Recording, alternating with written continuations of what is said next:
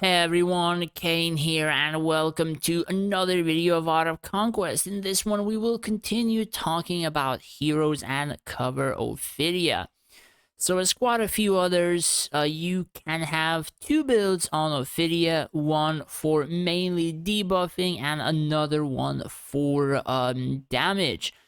So the current build that I am using and probably mainly using is just for her to be a debuffer. She does some damage sometimes, but aside from that, I don't really think I can actually make her into a DPS. And if I would have a spare prism for a DPS or so, I might focus other heroes aside from her.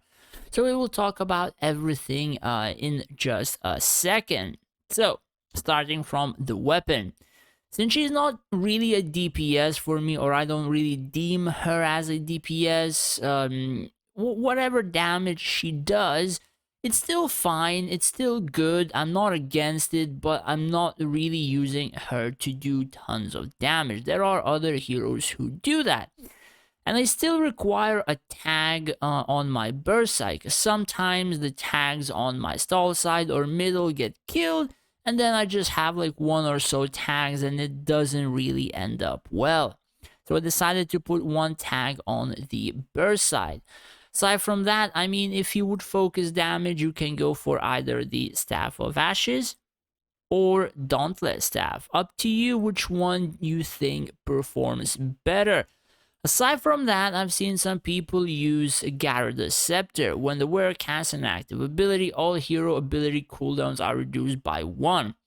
Thing about this is she does not meet all the other abilities on cooldown. She has her own cooldown. So I think if you would cast it, it would minus 1 second from her snakes as well. Not entirely sure if it works like this, but if you would want to cast them faster, you might want to look at that. However, I kind of prefer just a simple tag ability. In terms of other equipment, I mean, hero bonus 40% damage, necromancer set, and it's pretty simple. There's nothing else to it. Tome, I mean, attack speed 30%. There is really nothing else in terms that could actually be good. I mean, we have this when we're casting active ability, cooldowns reduced, same thing as the staff. I mean, you could use it, but then again, sometimes Rufio jump into the backline. She still does damage, sometimes enough to kill him, so I kind of use her with this particular book.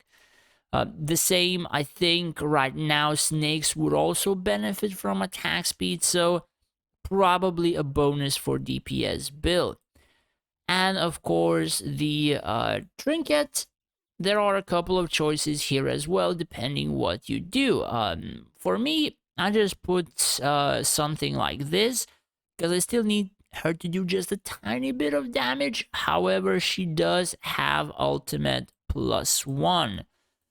Not exactly sure I think it's this one or this one. Yeah, Cobra Covenant. So, if you plan her making her just strictly a debuffer without like any damage whatsoever, you might want to get that Cobra Covenant +1, and then you would have her ultimate level 6, and I think it's like 11, 12 seconds, which is a fairly low cooldown. Aside from that, these are my stats of my Ophidia in terms of artifact. Now, why don't I use the codex, which I have shown on Rose? Thing is, this does work if your Ophidia is a DPS build. Yes, then this works, and it like she can do a decent amount of damage. However, if she's a debuffer build, what codex doesn't provide is the range 25%. What this does is usually keeps her far away from Avril's range of being nuked. And she's one of those debuffers that actually is one of the better ones on the field. Yeah, probably not many people know or remember or actually pay attention what some research buffs have. However, let me just quickly find it. I think it's like tier 13, no, 15. Yeah, this one. When a mage or necromancer casts active abilities, magic resistance of all enemies reduced 25% for 5 seconds. Cannot stack. So, majority of our mage abilities are kind of gone in the first minute. And the only necromancer or so which still has abilities and can cast them non-stop is, of course, Ophidia. That is why she is a DPS build. I mean, you could argue that you could put more range on her, but they changed the system where only one range bonus actually matters, so that is why I don't have any range on her. As well as I might just swap that to Cobra Covenant as well and test that more out myself. But I mean, there are Rufio jumping into the backline. I want that Rufio gone, so this also kind of is okay. So aside from that, the only reason, again, you put this on is bonus range, so she's very safe.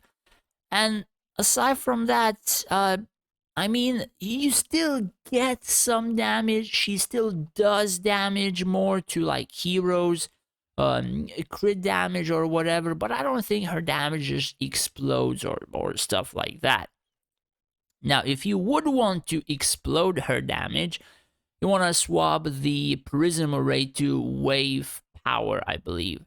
Every ability grants a stack for 15 seconds, and then with a DPS build, she will skyrocket in a ton of damage.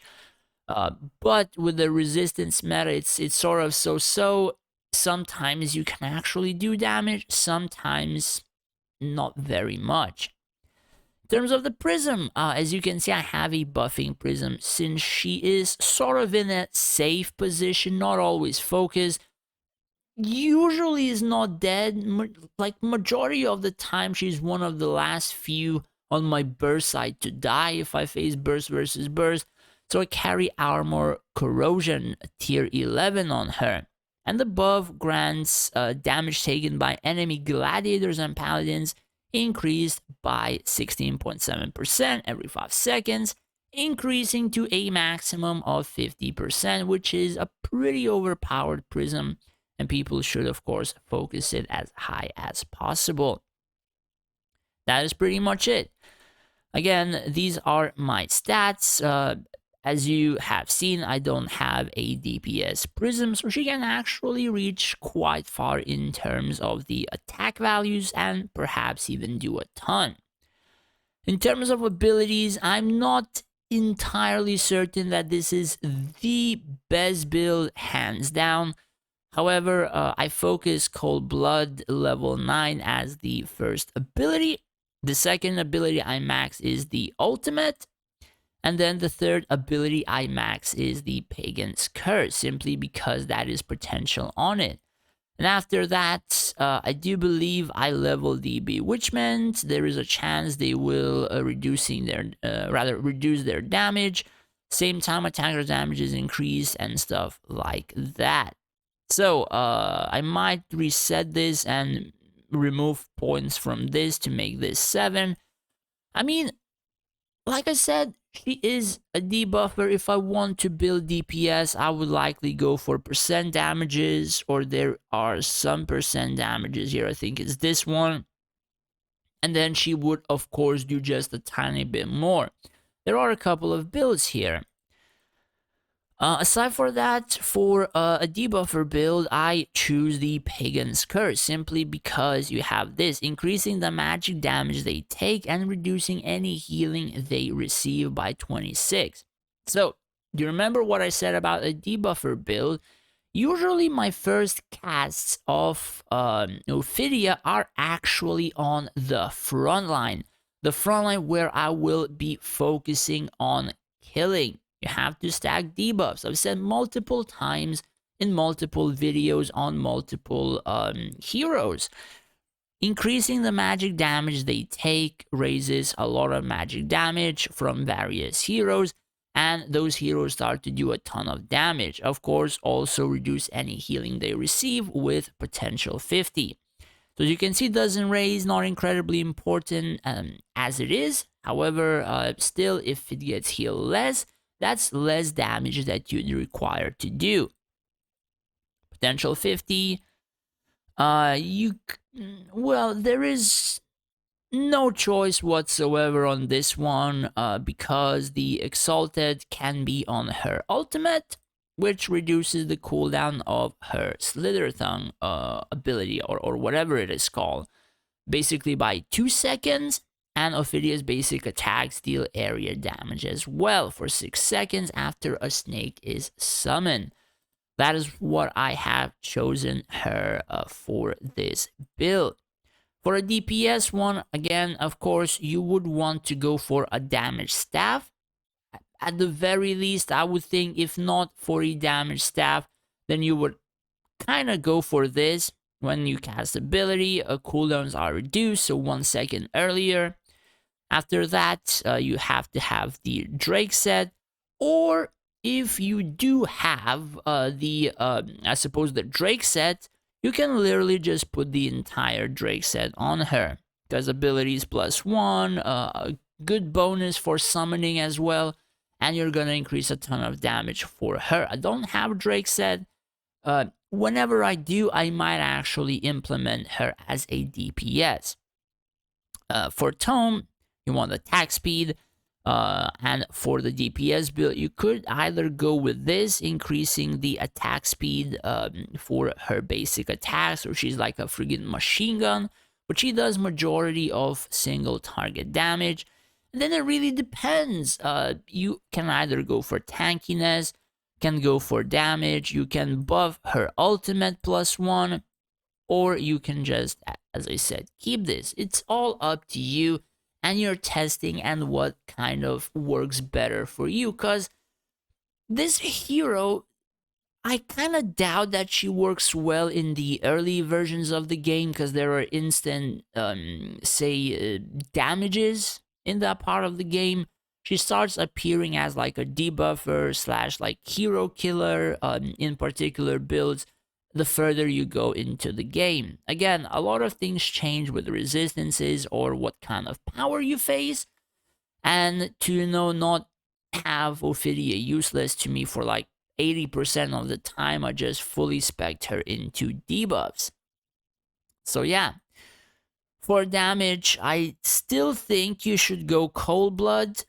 You would focus Cobra Covenant, and I think instead of the Pagan's Curse, you would be going for Scarlet Wrath, which would increase the percentage damage for her and the snakes, which is a pretty decent amount, considering the fact that you'd be summoning snakes, and every snake will do that amount of damage.